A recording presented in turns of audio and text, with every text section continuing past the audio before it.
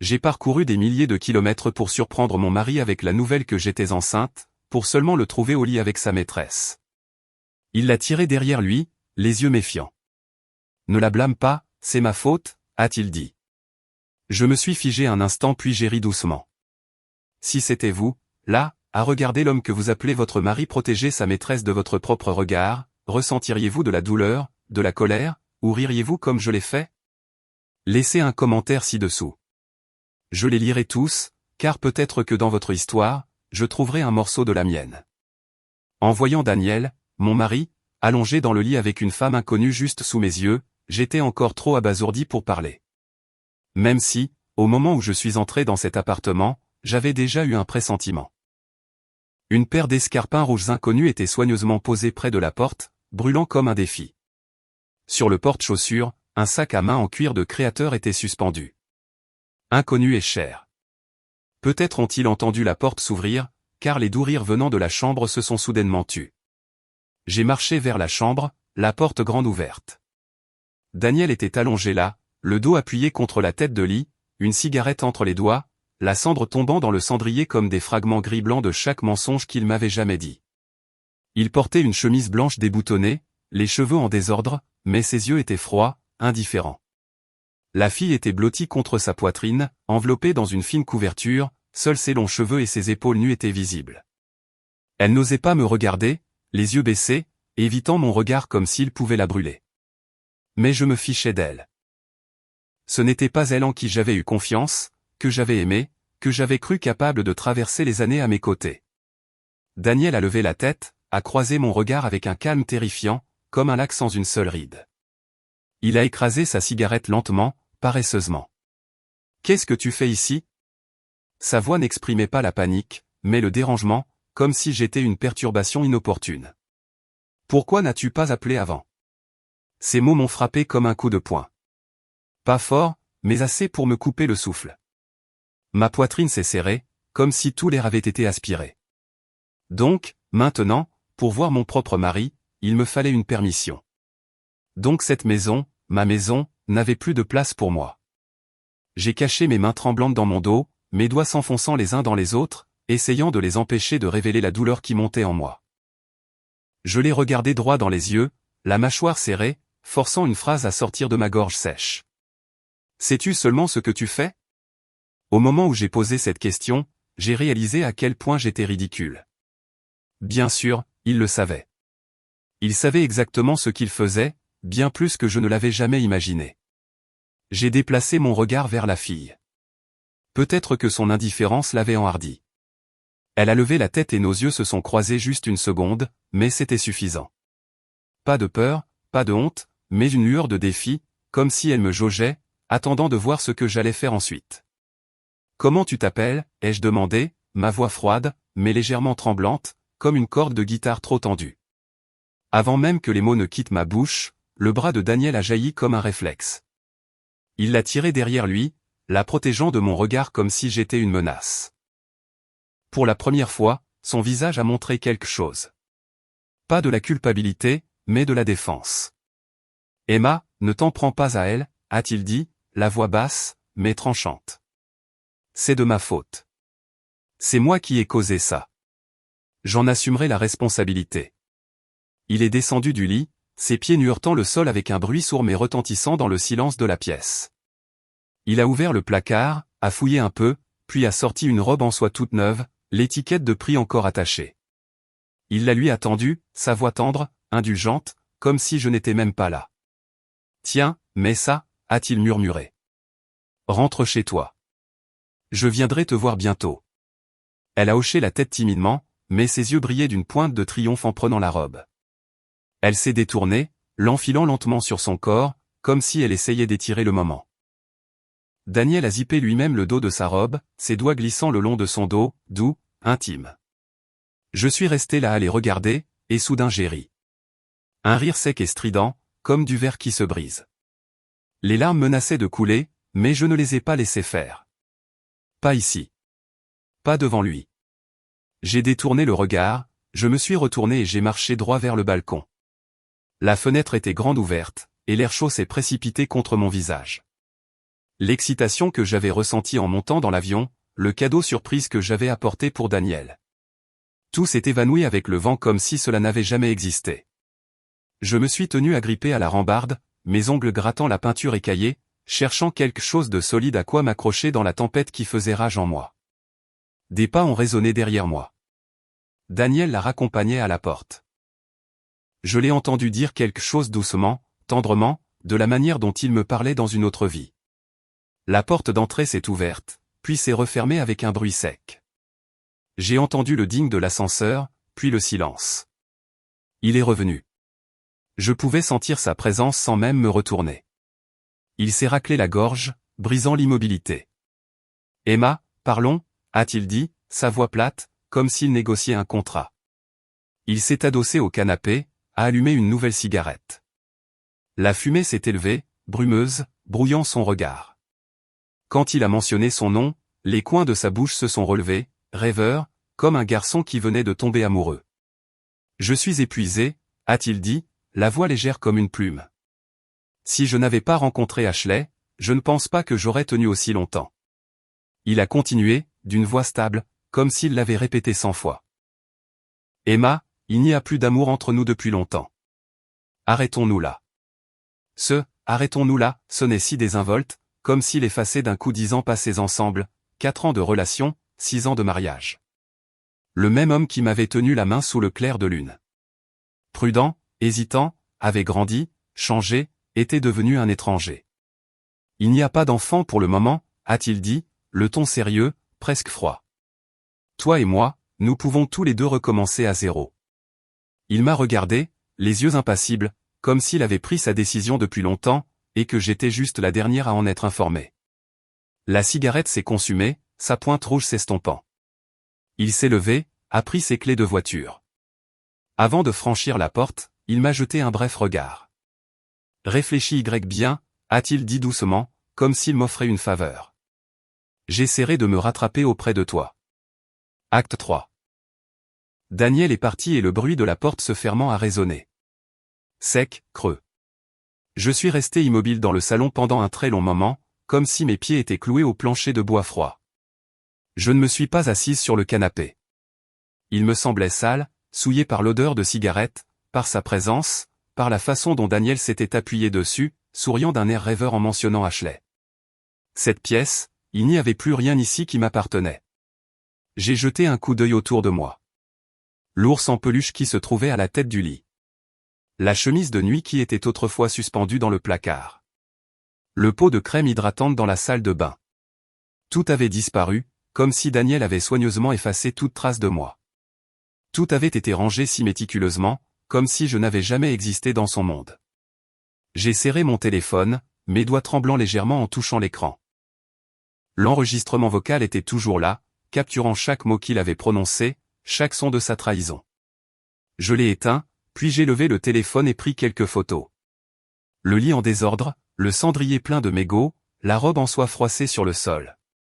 Je me suis retourné et j'ai quitté l'appartement, me glissant sur le siège du conducteur. Sur le siège passager, le rapport d'échographie de l'hôpital était toujours là. C'était censé être une surprise pour Daniel, une joyeuse nouvelle que j'avais prévu de partager. Ce matin même, après ma visite à l'hôpital, je l'avais appelé plusieurs fois, excité. Il n'a pas décroché, pas une seule fois. Je pensais qu'il était occupé. Je pensais que le travail l'avait peut-être emporté. J'ai pris un jour de congé, j'ai pris l'avion directement de Californie à New York juste pour le lui dire moi-même, pour voir le sourire sur son visage quand il apprendrait que nous allions avoir une famille. Mais maintenant, en regardant le dossier, je savais qu'il ne le verrait jamais. Et peut-être que cela n'avait même plus d'importance. Avec le recul, les signes étaient là depuis le début. Quand il a commencé à rentrer moins souvent, quand il mettait son téléphone en silencieux au milieu d'un appel, quand les voyages d'affaires s'éternisaient sans explication. L'année où nous allions nous marier, son travail a soudainement été délocalisé dans une autre ville. Il m'a tenu dans ses bras, sa voix douce, patiente. « Emma, peux-tu me faire confiance ?» Je ne le pouvais pas. Je n'ai jamais cru en l'amour à distance, mais il a promis qu'il déposerait de l'argent sur notre compte commun, qu'il rentrerait tous les week-ends, qu'on ferait des appels vidéo, pour que je sache qu'il était toujours là, pour sa carrière, pour notre avenir. J'ai fait un compromis. Daniel a dit qu'il était fatigué. Mais moi? J'étais fatigué aussi. Quand nous rénovions la nouvelle maison, nous battant bec et ongles avec l'équipe de construction, il n'en avait aucune idée. Quand nos parents ont été hospitalisés et que c'est moi qui faisais les allers-retours entre la maison et l'hôpital, il ne le savait pas. Ces 2 dernières années, après chaque tentative infructueuse de concevoir, j'ai supporté la pression des 2 familles, les regards apitoyés, les questions insistantes, il ne savait rien. L'amour m'a fait tout endosser, tout avaler seul. Et pourtant, Daniel a dit que sans Ashley, il n'aurait pas tenu. J'ai ri, un rire sec et amer résonnant dans la voiture silencieuse. Il s'est avéré que je n'avais pas le cœur aussi brisé que je le pensais. Pas même assez pour me disputer avec lui, pour déchaîner ma colère. Je ne pouvais plus m'en soucier. Acte 4. Je ne suis pas rentré cette nuit-là. J'ai réservé une chambre d'hôtel, pris une douche, puis je me suis allongé sur le lit, l'esprit brumeux, comme perdu dans un épais brouillard. Les draps blancs et froids frottaient contre ma peau, un rappel du vide qui m'entourait. Au milieu de la nuit, mon téléphone a vibré. C'était Daniel qui appelait. Il devait être retourné à l'appartement et avoir constaté que je n'y étais pas. « Tu es déjà rentré à la maison ?» a-t-il demandé. Sans attendre de réponse, il a continué, « Je serai de retour cette semaine. Parlons du divorce. Si tu as des demandes, dis-le. Ne le dis pas encore à mes parents. » L'appel s'est terminé. Je suis resté assise, serrant fermement le téléphone, sa froideur me balayant comme une rafale de vent, me secouant pour me réveiller, mais me laissant aussi engourdi. Le lendemain, je ne suis pas rentré. Je suis allé directement à l'hôpital. Les larmes que j'avais retenues toute la nuit ont finalement coulé lorsque j'ai programmé l'intervention. L'opération était prévue pour la semaine suivante. L'enfant que j'avais tant désiré, la joie que j'avais prévu de partager avec Daniel, était arrivée au pire moment possible. En sortant de l'hôpital, mon téléphone a de nouveau vibré. La mère de Daniel appelait. « Emma, ma chérie, tu es à la maison. » Sa voix était chaleureuse, décontractée, comme si elle n'avait aucune idée de la fissure entre moi et son fils. « Ton père a fait une soupe au poulet et des biscuits frais. On te les apporte. » J'étais assise dans la voiture, pleurant en silence, de manière incontrôlable, étouffant des sanglots que je ne pouvais pas exprimer. Elle a continué à parler, me rappelant gentiment des choses. J'ai pris une profonde inspiration, essayant de me ressaisir, et j'ai chuchoté, « D'accord, merci. » Quand je suis rentré à la maison, John et Mary Thompson étaient déjà affairés dans la cuisine, l'odeur de la soupe au poulet remplissant l'espace. Je les ai salués brièvement, puis je me suis glissé dans la chambre. À quel point l'amour à distance pouvait-il vraiment être difficile? Le père de Daniel avait été militaire, et sa mère l'avait élevé seul pendant des années pendant son absence. Comment avait-il réussi? Me suis-je demandé, mais aucune réponse n'est venue. Après leur départ, je me suis recroquevillé sur le canapé, mes yeux dérivant à travers la pièce. Les mots de Daniel de la nuit précédente ont de nouveau résonné, chaque phrase frappant comme un marteau sur la poitrine. Emma, ce n'est pas que j'ai changé. C'est que nous avons tous les deux changé, avait-il dit platement, comme si c'était une vérité indéniable. Tu es si calculatrice maintenant. C'est étouffant. Mais Ashley est différente. Elle est douce, innocente. Un cupcake la rend heureuse pour une demi-journée. J'ai failli rire d'incrédulité, mais tout ce qui est monté était de l'amertume. Calculatrice. Je ne le nierai pas. Pendant 4 ans d'université, nous avons vécu de ma bourse.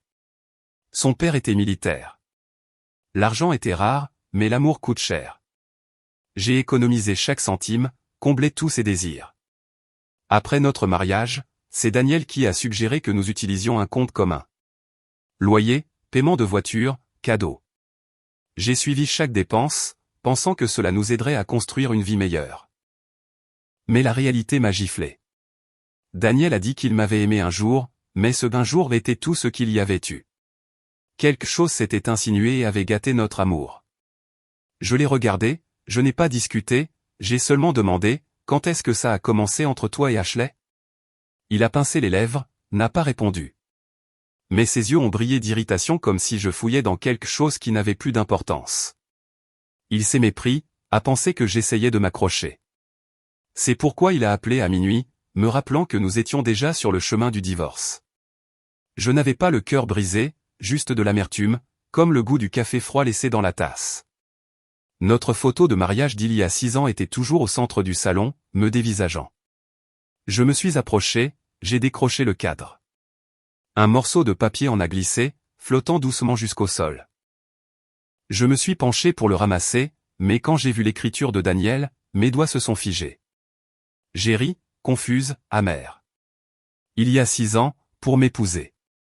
Il avait écrit chaque mot lui-même, des promesses qui brûlaient de sincérité et m'avaient fait croire qu'il m'aimerait pour toujours. Pendant les 2 premières années de mariage à distance, il rentrait en douce 2-3 fois par semaine, me tapotait la tête et souriait. Je ne peux pas me reposer en sachant que j'ai une femme qui m'attend à la maison. Plus tard, même après sa promotion et son emploi du temps chargé, il rentrait toujours tous les vendredis, déposait de l'argent sur notre compte commun, transférait directement les relevés de carte de crédit à mon email. Je n'ai jamais douté de son amour, mais la confiance est comme du sable dans un bocal en verre.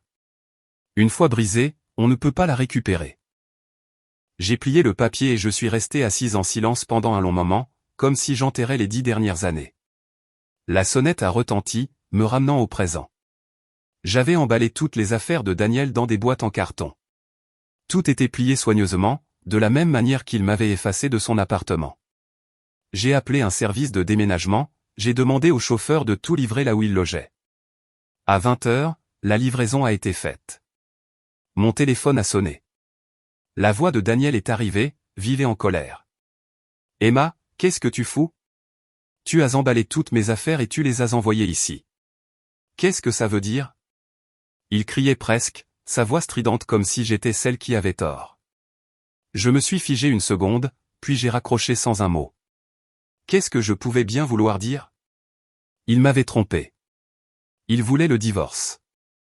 Donc, celui qui devait faire ses valises et quitter ma vie, bien sûr, c'était lui. Samedi midi, la sonnette a retenti sans arrêt. À travers l'écran de la caméra, j'ai vu Daniel debout à la porte, le visage crispé d'irritation, les sourcils froncés. À côté de lui, Ashley a posé sa main sur son bras, lui chuchotant quelque chose, essayant de le réconforter. Je me suis figé, incapable de croire qu'il avait l'audace de l'amener ici, juste à ma porte, pour discuter du divorce. Cette impudeur m'a piqué encore plus que le moment où je les avais surpris au lit. Il a sonné encore quelques fois. Finalement, mon téléphone s'est allumé. « Emma, as-tu changé les serrures ?» a-t-il lâché. « Nous ne sommes même pas encore divorcés. Ne sois pas déraisonnable. » Donc, toute la douceur d'avant était fausse. Et maintenant qu'il n'y avait plus d'amour, il ne se donnait même plus la peine de cacher à quel point il pouvait être méchant. J'étais allongé sur la table du spa, tenant le téléphone un peu plus loin de mon oreille, comme pour essayer de chasser sa voix de mon monde. « Oh, alors tu te souviens que nous ne sommes pas encore divorcés ?» ai-je répondu, la voix froide, tranchante. La première fois que je lui parlais comme ça. « Et pourtant, tu as amené la femme que tu fréquentes ici. Qu'est-ce que ça veut dire exactement ?» Ma meilleure amie, allongée à côté de moi, m'a fait un pouce levé, les yeux brillants d'approbation. À l'autre bout du fil, Daniel s'est tu, clairement à court de mots.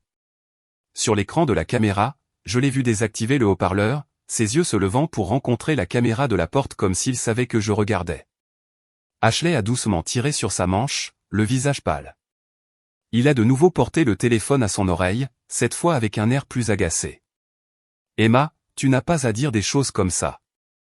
Ashley n'est pas une maîtresse. » J'ai ri.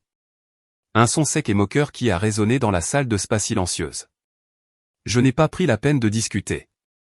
Au lieu de cela, je lui ai dit de me rejoindre au café le plus proche. Ma meilleure amie a proposé de venir, mais j'ai secoué la tête. « C'est bon, » ai-je dit, d'une voix douce mais ferme. Ce n'est qu'un divorce, après tout. Daniel s'est garé sur le bord de la route. Ashley n'est pas sortie. Elle est restée sur le siège passager, se penchant près de la fenêtre, ses yeux balayant le café et se posant sur moi, juste une seconde, mais c'était assez pour que je voie l'anxiété dans son regard. Puis elle a détourné les yeux, et la vitre s'est lentement remontée comme pour la cacher de moi. Daniel est entré, sa chemise grise impeccable, son visage sans expression. Il s'est assis en face de moi et a fait glisser l'accord de divorce sur la table en bois. Rapide, professionnel, comme pour finaliser une transaction. Jette un coup d'œil, a-t-il dit d'un ton égal. Si quelque chose ne te convient pas, dis-le-moi. Je le ferai réviser par l'avocat. J'ai parcouru le document. Des mots denses, un ton froid, motif du divorce, différends irréconciliables, partage des biens à 50-50e. Je l'ai repoussé vers lui et j'ai regardé droit dans un visage qui m'était autrefois si familier, et qui n'était plus maintenant que celui d'un étranger. Aucune trace ne restait de l'homme qui me tenait la main et me promettait l'éternité. J'ai pris une gorgée de café, l'amertume descendant dans ma gorge. Et après une longue pause, j'ai demandé tranquillement, « Te souviens-tu de ce que tu m'as promis avant notre mariage ?» Il a répondu instantanément, sans hésitation.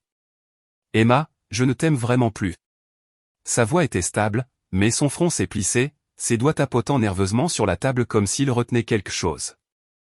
Pouvons-nous simplement nous séparer pacifiquement? Au moins pour le bien de nos 10 ans passés ensemble, ne rendons pas les choses plus difficiles qu'elles ne le doivent. Rendre les choses plus difficiles? J'ai ri en secouant la tête. Daniel, je ne t'ai jamais rendu les choses difficiles, ai-je dit. Je veux juste savoir. Tes paroles ont-elles encore une signification? Sinon, alors le papier que tu as écrit en a sûrement une, n'est-ce pas? Il s'est figé, ses yeux se plissant. Où veux-tu en venir? J'ai sorti une copie de la lettre qui était tombée de notre cadre de photos de mariage et je l'ai glissée devant lui. Ces lignes manuscrites, aux traits audacieux d'il y a 6 ans, ressemblaient maintenant à une accusation. Je ne te montre pas l'original, ai-je dit, ma voix calme mais ferme. Mais d'après ce que tu as écrit, cette voiture, la maison, et toutes nos économies, tout m'appartient. Il a fixé le papier, son visage rougissant lentement, les veines palpitant à ses tempes. Il s'est levé d'un bond, la chaise raclant bruyamment contre le sol.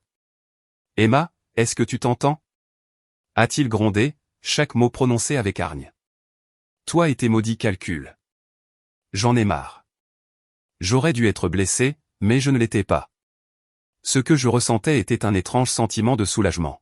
« Daniel, il ne s'agit pas d'être calculatrice, ai-je dit, le regardant droit dans les yeux. Il s'agit d'être responsable de ce que tu as dit et de ce que tu as fait. » Il avait fait cette promesse. S'il me trahissait, il partirait sans rien.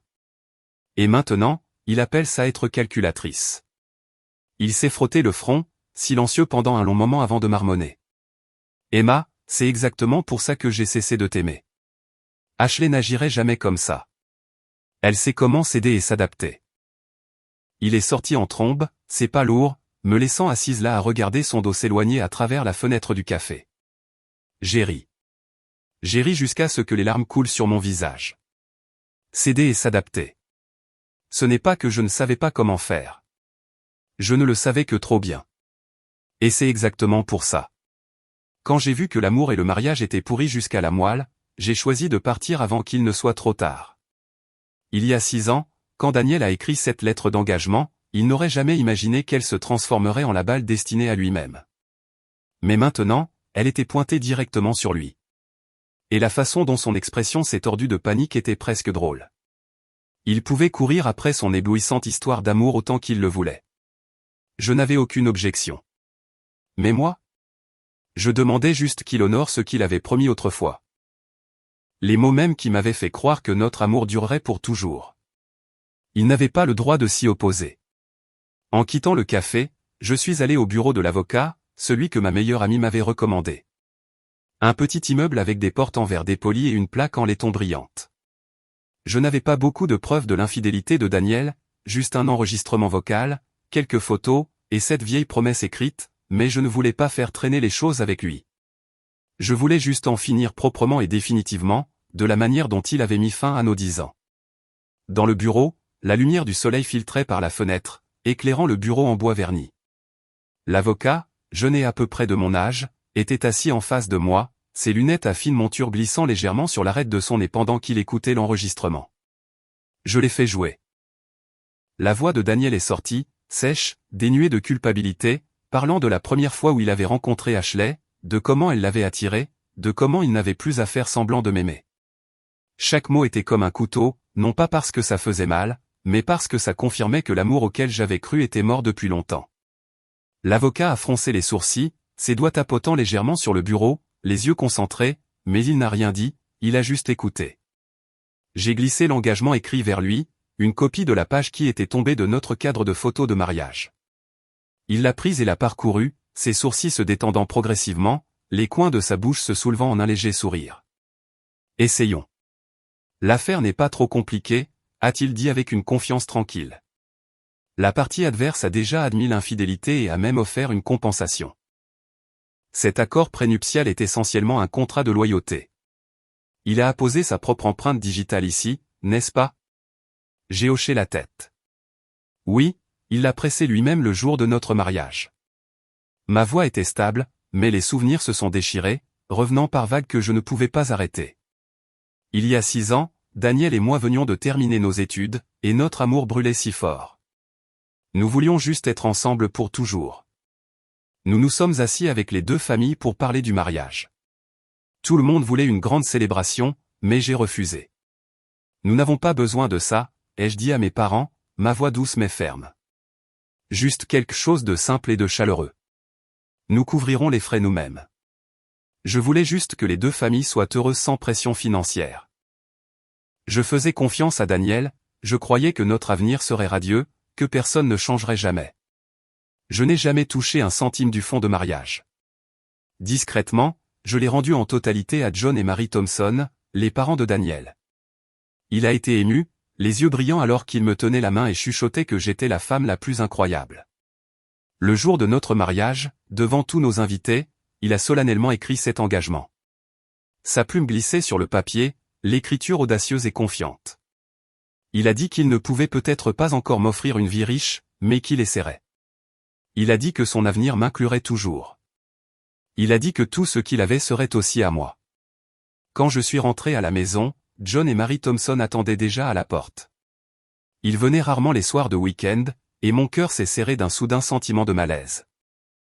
J'ai accéléré le pas, essayant de forcer un sourire. « Maman, papa, qu'est-ce qui vous amène? Vous attendez depuis longtemps. » Je me suis dépêché de prendre les sacs de leurs mains, l'odeur des biscuits faits maison s'échappant du sac en papier, se mêlant à l'odeur du yaourt et des fruits frais. J'ai ouvert la porte. Le code avait déjà été changé. Mary Thompson m'a regardé, l'hésitation dans les yeux, ses lèvres serrées comme si elle pesait quelque chose. Il lui a fallu un moment avant de finalement parler, sa voix douce mais vive. « Emma, nous caches-tu quelque chose ?» Je me suis figé, ma main se resserrant sur la poignée du sac. Même si Daniel et moi étions sur le point de divorcer, nous avions convenu de ne rien dire à aucune des 2 familles jusqu'à ce que tout soit réglé. « Bien sûr que non », ai-je répondu, essayant de garder un ton léger. John et Mary Thompson m'avaient toujours traité comme leur propre fille. Je n'ai jamais appris à cuisiner, alors tous les quelques jours, ils appelaient pour prendre des nouvelles, envoyant parfois des boîtes de pâtisserie maison, et mon réfrigérateur était toujours rempli de fruits et de yaourts qu'ils apportaient. Avant, chaque appel avec eux était plein de rire, je plaisantais pour les faire sourire, je racontais de petites histoires idiotes. Mais aujourd'hui, assise sur le canapé, face à leur regard scrutateur, je ne voulais rien de plus que de m'enfuir. Le mariage n'est pas seulement entre 2 personnes. Le divorce non plus. Mary Thompson a pris la parole, son ton doux mais ferme. Daniel et toi, vous vous êtes disputés? Une grossesse, c'est quelque chose d'important. Pourquoi ne nous l'as-tu pas dit? Ces mots ont atterri comme une lame, faisant sursauter mon cœur et retardant ma réponse d'1 seconde. J'ai paniqué, sur le point de nier. Je ne l'ai pas fait, mais elle m'a interrompu. Ses yeux toujours bienveillants, mais ne laissant aucune place à l'esquive. Ce matin, j'ai croisé par hasard mademoiselle Wilder. Elle m'a dit que tu la voyais pour tes visites prénatales, n'est-ce pas? Du moment où j'ai découvert que j'étais enceinte au moment où j'ai décidé d'y mettre fin, un seul jour s'était écoulé. J'avais choisi un hôpital différent pour l'opération, pensant que je pourrais tout cacher. Mais j'avais oublié que la grossesse n'est pas quelque chose que l'on peut cacher éternellement. Madame Wilder, mon échographiste, était une amie de longue date de Marie. J'ai baissé la tête, les yeux dérivant sur le tapis, et j'ai dit platement, il n'y a aucune raison. Je ne veux simplement pas le garder. Les mots étaient légers, mais ils pesaient sur ma poitrine comme une pierre. À 22 heures, j'étais assise en tailleur sur le canapé. Les yeux de John et Mary étaient rivés sur moi, leurs expressions sombres. Ils étaient venus en voiture dès qu'ils avaient appris que j'étais enceinte. La joie qui aurait dû être radieuse maintenant était obscurcie par quelque chose de lourd. L'air dans le salon était suffocant, comme si même les sons avaient été avalés par le silence. Ils voulaient me réconforter, mais ne savaient pas comment, alors ils sont restés assis là sans rien dire. Peut-être avaient-ils déjà deviné que quelque chose n'allait pas entre moi et Daniel, mais n'osaient pas demander. Marie a finalement brisé le silence, sa voix douce. « Emma, est-ce que Daniel s'est disputé avec toi ? Je vais l'appeler tout de suite, a-t-elle composé, son doigt tremblant légèrement, les yeux déterminés. Je ne l'ai pas arrêté. Je suis restée assise, agrippant le bord de ma manche, attendant. Le téléphone a sonné pendant un très long moment. Puis une douce voix féminine a répondu à l'autre bout. Marie a sursauté. Le téléphone lui a glissé des mains et a heurté le tapis avec un bruit sourd. L'écran est resté allumé, montrant que l'appel était toujours connecté. J'y ai jeté un coup d'œil, le coin de ma bouche se tordant en un sourire amer et moqueur. Bien joué. Je n'avais même plus besoin d'expliquer.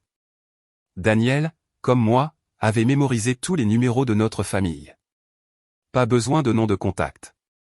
La voix d'Ashley a retenti, claire, sans équivoque, tout comme ses talons rouges ce jour-là. Audacieuse, flagrante, indéniable.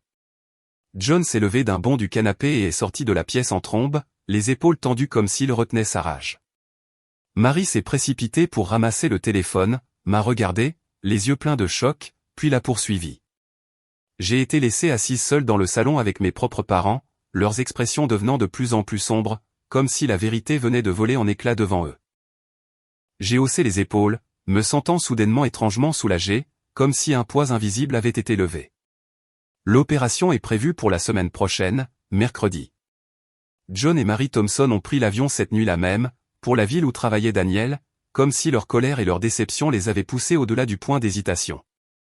Je les imaginais debout devant lui, la voix vive, les yeux lourds, lui passant probablement le savon de sa vie. La preuve en est arrivée à 4 heures du matin quand mon téléphone a sonné. La voix de Daniel a explosé à travers le haut-parleur, pleine de rage. « Emma, maintenant je vois à quel point tu es vraiment dégoûtante. Pendant tout ce temps, tu ne pouvais pas tomber enceinte, et maintenant, juste au moment où nous divorçons, tu le es soudainement. Quelle coïncidence, hein? Fais-tu ça juste pour obtenir plus d'argent? Tu es vraiment sans vergogne. » Il criait presque. Chaque mot comme une pierre lancée sur moi. Que ce soit clair. Je divorcerai de toi. Je me suis adossé au canapé. Ma respiration s'est ralentie et mon doigt a glissé sur le bouton du haut-parleur. Sa voix a disparu, avalée par le silence. J'ai mis fin à l'appel et j'ai laissé le téléphone tomber doucement sur mes genoux alors que l'écran s'éteignait. Il avait raison. Après tout ce temps, je n'étais jamais tombée enceinte. Et maintenant, de tous les moments possibles.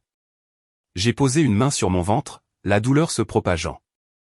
Non pas à cause des accusations de Daniel, mais à cause de l'enfant dont je n'avais jamais eu la chance de lui parler. Je n'avais pas le cœur brisé par sa trahison. L'amour, il s'avère, est si fragile. Mais cet enfant, la joie que j'avais été si impatiente de partager, était maintenant devenue une blessure profonde et inguérissable. En tournant la tête, j'ai vu mes parents debout dans le couloir devant ma chambre, leurs visages remplis de douleur, comme s'ils avaient tout entendu. Les épaules de ma mère tremblaient. Mon père était figé, agrippant le cadre de la porte. Je ne pouvais pas dormir, et eux non plus. Maman est venue, s'est assise doucement à côté de moi, sa main chaude apaisant mon épaule, sa voix douce mais étranglée. « C'est bon, ma chérie. La semaine prochaine, nous irons à l'hôpital avec toi, et quand tu te sentiras mieux, nous t'emmènerons en voyage. Tu as toujours voulu voyager, n'est-ce pas ? » J'ai hoché la tête, les yeux brûlants, les larmes coulant silencieusement. En fin de compte, seuls mes parents étaient restés à mes côtés, immuables, comme une lumière chaude au milieu d'une tempête. Mon téléphone a de nouveau sonné. Mary Thompson. Sa voix était entrecoupée de sanglots. « Je suis tellement désolé, Emma. Juste pour cette fois, pourrais-tu lui pardonner ?» De l'autre côté, je pouvais entendre John Thompson crier, réprimander Daniel. Mais je n'ai fait que sourire, amer, faible. La trahison se produit une fois ou encore et encore. Daniel n'a jamais eu besoin de mon pardon. Ce qu'il voulait, c'était l'amour, pas de moi, mais d'Ashley. De ce qu'il appelait l'innocence, la pureté. Le lendemain matin, le salon silencieux s'est soudainement senti bondé quand Daniel est revenu. Traîné là par John et Marie. Je suis sorti de la chambre juste à temps pour croiser son regard. Il n'y avait plus de chaleur dans son regard, seulement du mépris, froid comme les yeux d'un étranger. Il se tenait près de l'entrée, les épaules raides, faisant face à ses propres parents. John l'a pointé du doigt, fulminant. « À quoi pensais-tu ? Daniel, dois-tu nous décevoir à ce point ?» Marie, les yeux brillants de larmes, le frappait sur l'épaule encore et encore, ses mains tremblantes. « Dis quelque chose, Daniel. » Mais quand le nom d'Ashley est apparu, ses yeux ont vacillé, ses lèvres se sont serrées, et il a finalement dit « Ashley n'est pas celle qui a ruiné ça. » Maman, fais attention à la façon dont tu parles d'elle. J'étais assise sur le canapé, les bras croisés, regardant la scène comme une petite pièce de théâtre triste. Je n'aurais jamais imaginé que 10 ans ensemble se termineraient dans une telle étrangeté. J'ai pris la parole, ma voix plate, tranchant la tension. « Maman, papa, vous devriez rentrer chez vous. Je m'occuperai du divorce directement avec l'avocat de Daniel. » J'ai levé une main, arrêtant la colère de John et Marie, mes yeux stables, même si l'épuisement me creusait. Après tous ces cris, j'étais fatigué. Il devait l'être aussi. Je me suis levé et je suis allé directement à la cuisine. L'odeur chaude de la soupe à la citrouille remplissait l'air, me ramenant à des jours plus heureux. Mes parents, après une longue nuit, semblaient plus calmes. Ils agissaient comme si de rien n'était, s'affairant dans la cuisine comme d'habitude. Papa a doucement soulevé le couvercle de la casserole, la vapeur s'élevant, puis s'est tourné vers moi avec un doux sourire. « Et, je t'ai fait de la soupe à la citrouille et du pain grillé. Ton préféré, bien doré. » Acte 9. Il n'y a rien de noble à l'infidélité dans le mariage. Je n'ai pas fait de scène. Je n'ai pas laissé le monde entier le savoir. Et c'était le dernier brin de respect que j'ai choisi de donner aux 10 ans que j'avais eus avec Daniel. Mais il ne l'a clairement pas apprécié. Il a nié la lettre d'engagement qu'il avait écrite lui-même. La négociation entre lui et mon avocat est devenue tendue, difficile. Je venais de subir l'opération. Mon corps vidé, mon esprit vide, allongé dans un lit d'hôpital. Mon téléphone a vibré. Mon avocat appelait, sa voix stable, mais clairement frustrée. Il ne veut pas d'un règlement à l'amiable, Emma. Il insiste sur le fait que la lettre d'engagement n'a aucune valeur juridique. J'ai serré le téléphone. Ma respiration s'est ralentie. S'il ne veut pas d'un règlement, alors allons au tribunal, ai-je dit, la voix froide et ferme. Je ne reculerai pas. Il sera tenu de respecter ce qu'il a promis. J'ai raccroché et je me suis adossé, les dures lumières blanches de l'hôpital m'éblouissant comme si elles essayaient d'exposer chaque blessure que j'avais essayé de cacher. Mais quand j'ai levé les yeux, je me suis figé. Ashley se tenait à la porte de ma chambre d'hôpital. Ses yeux étaient pleins de suffisance, le coin de ses lèvres recourbé en un sourire narquois, comme si elle déclarait sa victoire. Ma poitrine s'est serrée, les sourcils froncés. Je ne comprenais pas pourquoi elle était là, pourquoi les maîtresses avaient toujours besoin de se montrer devant l'épouse pour afficher leur présence. Je me suis souvenu comment, juste après que Daniel ait été ramené à la maison par John et Mary Thompson, Ashley m'avait envoyé une demande d'amis sur Instagram. Daniel a dit qu'il ne ressentait vraiment l'amour que lorsqu'il était avec moi. Il en a marre de toi depuis longtemps. Je n'avais pas besoin qu'elle me le dise. Je le savais déjà. J'ai choisi le divorce non pas parce qu'elle m'y a poussé, mais parce que je ne voulais plus m'accrocher à un mariage qui était pourri depuis longtemps. Et pourtant, elle était là, debout à la porte de la chambre d'hôpital, comme si elle avait besoin de confirmer qu'elle avait gagné. Mes parents, assis à côté de mon lit, ont senti que quelque chose n'allait pas. Ma mère a tourné la tête, perplexe. « Qui est-ce ? Tu la connais ?» J'ai regardé Ashley, puis j'ai secoué la tête, ma voix basse, mais assez claire pour traverser la pièce. Pas vraiment, juste la fille que Daniel fréquente.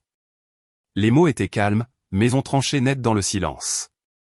Il y avait quelques autres personnes dans la pièce, et tous les yeux se sont tournés vers la porte, se posant sur Ashley, plein de mépris, comme si elle était une tâche. La famille du patient dans le lit le plus proche de la porte s'est levée, s'est approchée rapidement et a claqué la porte. Bang! Et Ashley a disparu derrière elle. C'est ça, le truc.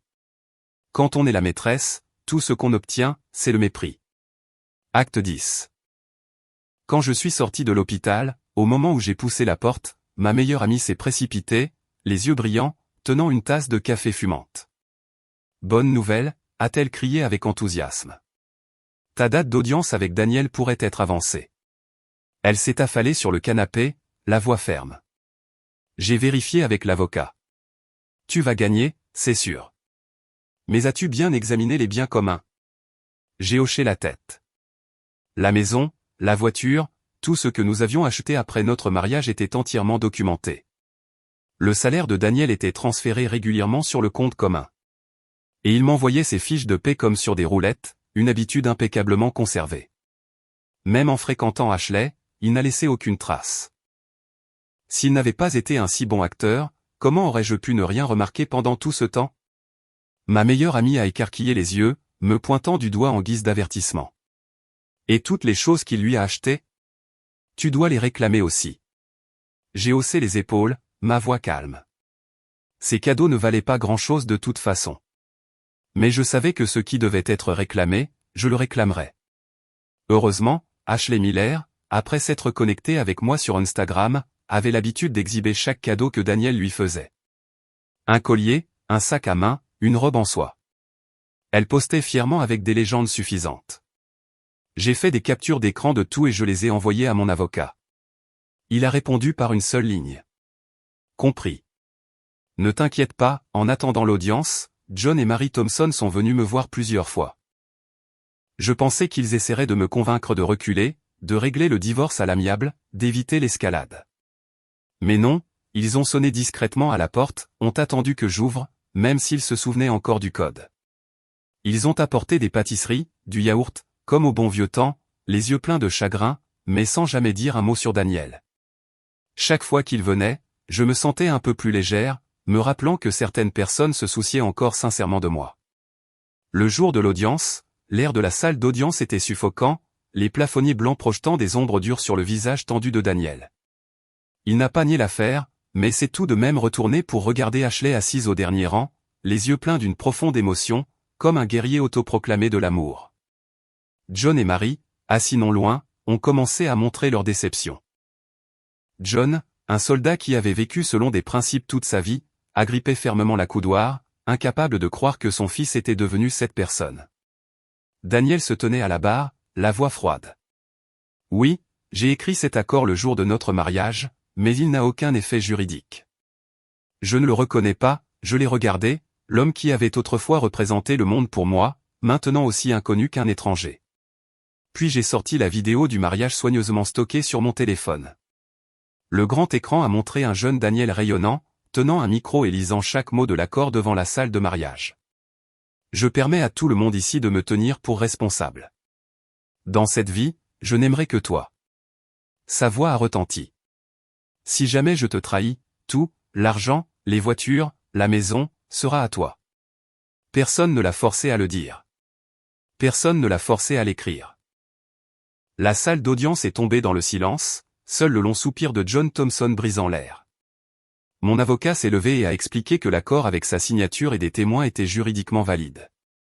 Les prêts de la maison et de la voiture avaient été remboursés il y a 2 ans. La plupart des économies sur le compte commun étaient gérées par moi. Le tribunal a statué en ma faveur. Daniel était furieux, le visage rouge, voulant faire appel. Mais John et Mary se sont immédiatement levés, la voix de John tremblante. Ça suffit. Ne déçois pas davantage tes parents. Daniel les a regardés, a ricané, puis s'est tourné vers moi, le ton dégoulinant de sarcasme. Emma, réalises-tu seulement à quel point tu sens l'argent? Pour toi, il n'y a que les maisons, les voitures et l'épargne. Tu me dégoûtes honnêtement. C'est drôle, j'avais la maison, la voiture, les économies, toutes les choses qu'il m'avait promises. Pourquoi aurais-je eu besoin d'un amour qui s'était déjà effondré et n'avait laissé que de la douleur? Je l'ai regardé et je n'ai rien dit. Il a pris la main d'Ashley et est sorti vers le parking sans se retourner. J'ai appelé, Daniel, il s'est arrêté, a tourné la tête, les yeux furieux. Assure-toi que la voiture est lavée avant de la rendre, ai-je dit, la voix lente mais ferme. Selon le jugement, il avait 1 mois pour transférer la propriété. Ashley à côté de lui a silencieusement lâché sa main et a hésité. Réalisant peut-être que l'amour qu'elle avait poursuivi s'effondrait. J'ai jeté un coup d'œil à ma meilleure amie. Nous avons toutes les deux étouffé un rire. Daniel pouvait croire en son véritable amour avec Ashley.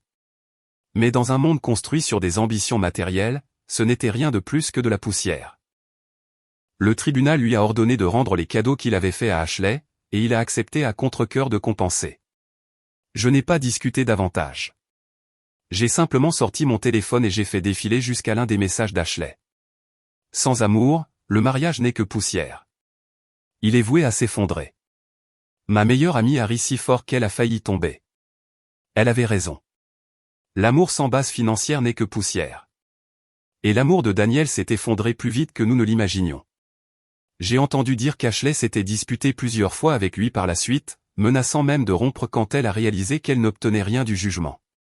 Daniel a fait traîner jusqu'au dernier jour possible avant de finaliser le transfert de la maison et de la voiture. Le divorce a été finalisé un petit matin, alors que la première lumière du jour se glissait par la fenêtre du bureau, brillant sur le bureau couvert de signatures et de tampons officiels. Daniel se tenait là, près de l'entrée menant au couloir, ses chaussures en cuir poli à la perfection, mais ses épaules légèrement affaissées. Il a hésité, les mains dans les poches, les yeux me regardant, puis le sol, puis de nouveau moi. Finalement, il a parlé, sa voix hésitante, comme s'il avait peur de quelque chose. Si je disais que je le regrette, me pardonnerais-tu? Il a levé les yeux, un faible espoir scintillant dans son regard. Je suis sérieux, Emma. Je crois que je le regrette vraiment. Je suis resté immobile, mes doigts se resserrant légèrement sur mon sac à main. Ces mots sont passés sur moi comme une brise, me touchant, mais pas assez pour m'émouvoir. Je l'ai regardé, non pas avec mépris, mais avec le soulagement tranquille de quelqu'un qui a déjà traversé la tempête. Juste avant de partir, il a soudainement attrapé ma main. « Emma, tu es plus froide que je ne le pensais », a-t-il dit, la voix tremblante, comme s'il cherchait une sorte d'explication. « Comment as-tu pu simplement tourner la page sur 10 ans ? Juste y mettre fin comme ça sans même me donner une chance de réparer les choses ?» J'ai retiré ma main doucement mais fermement et je l'ai regardé droit dans les yeux. Il ne comprenait pas, et peut-être ne comprendrait-il jamais. À partir du moment où ses talons au rouge sont apparus devant notre appartement, à partir de la seconde où j'ai entendu la voix d'Ashley au téléphone, à partir de la façon dont il l'a protégée devant moi, tout avait tracé une ligne que nous ne pourrions jamais plus franchir.